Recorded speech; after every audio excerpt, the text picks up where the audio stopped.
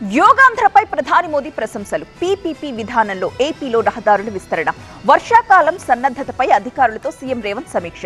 Rajiv link canal పనుల్ని సందర్శించిన మంత్రి తుమ్మల. ఇలాంటి అప్డేట్స్ 30 సెకండ్స్ ఫుల్ న్యూస్ లో ఇప్పుడు చూద్దాం. ఏపీలో యోగా దినోత్సవం పట్ల ప్రజల్లో ఉత్సాహాన్ని చూస్తుంటే ఎంతో ఆనందంగా ఉందని ప్రధాని నరేంద్ర మోదీ అన్నారు. యోగాంధ్ర 2025 పేరుతో యోగాకు మరింత ప్రాచుర్యం కల్పించేందుకు ఆంధ్రప్రదేశ్ ప్రజలు చేస్తున్న కృషి ప్రశంసనీయమని ఎక్స్లో పోస్టు చేశారు.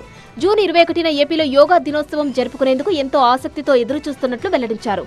ప్రజలంతా యోగా దినోత్సవంలో పాల్గొనాలని, యోగాను నిత్య జీవితంలో భాగస్వామ్యం చేసుకోవాలని ప్రధాని మోదీ పిలుపునిచ్చారు. విశాఖలో జరిగే యోగా ఈవెంట్లో ప్రధాని నరేంద్ర మోదీ పాల్గొననున్నారు. వచ్చే ఏడాదికి 4 పోర్టులు, 4 హార్బర్లు సిద్ధం చేయాలని అధికారులకు దిశానిర్దేశం చేశారు ఏపీ సీఎం చంద్రబాబు. రాష్ట్రంలోని పోర్టులు, ఫిషింగ్ హార్బర్లను రాష్ట్ర సంపదగా తీర్చిదిద్దాలని అధికారులను ఆదేశించారు. తొలి దశలో కుప్పం, దగదర్తి, అమరావతి, శ్రీకాకుళం ఎయిర్పోర్టుల నిర్మాణం చేపట్టాలన్నారు. రాష్ట్రంలో ప్రస్తుతం నిర్మాణంలో ఉన్న పోర్టులో, ఫిషింగ్ హార్బర్ల పనుల పురోగతిపై ఉండవల్లిలోని క్యాంపు కార్యాలయంలో సమీక్ష నిర్వహించారు. మచిలీపట్నం, రామయ్యపట్నం, మూలపేట పోర్టుల మొదటి దశ పనులు, కాకినాడ గేట్వే పోర్టు పనులు వచ్చే ఏడాది డిసెంబర్ కల్లా పూర్తి చేయాలని అధికారులను ఆదేశించారు.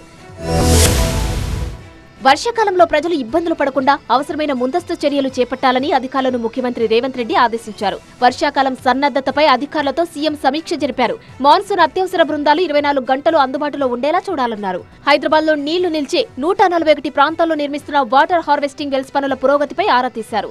వాతావరణ శాఖ సూచనలకు అనుగుణంగా ముందస్తు చర్యలు చేపట్టాలని సీఎం రేవంత్ రెడ్డి సూచించారు. వర్షాలు, వరదల ప్రభావాన్ని కమాండ్ కంట్రోల్ సెంటర్ నుంచి పర్యవేక్షించేలా వ్యవస్థను ఏర్పాటు చేసుకోవాలని అధికారులకు తెలిపారు.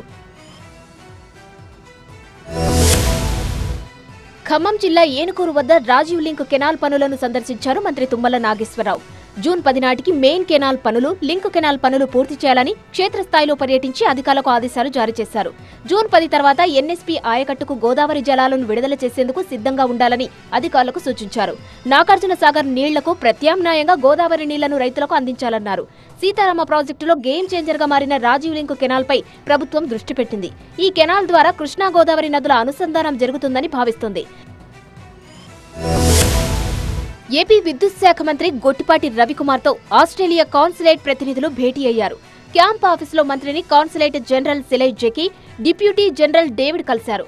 ఏపీలో గ్రీన్ ఎనర్జీ రంగంలో అవకాశాలపై చర్చించారు. ఇంధన రంగంపై కలిసి పనిచేసేందుకు కాన్సులేట్ జనరల్ ఆసక్తి వ్యక్తం చేశారు.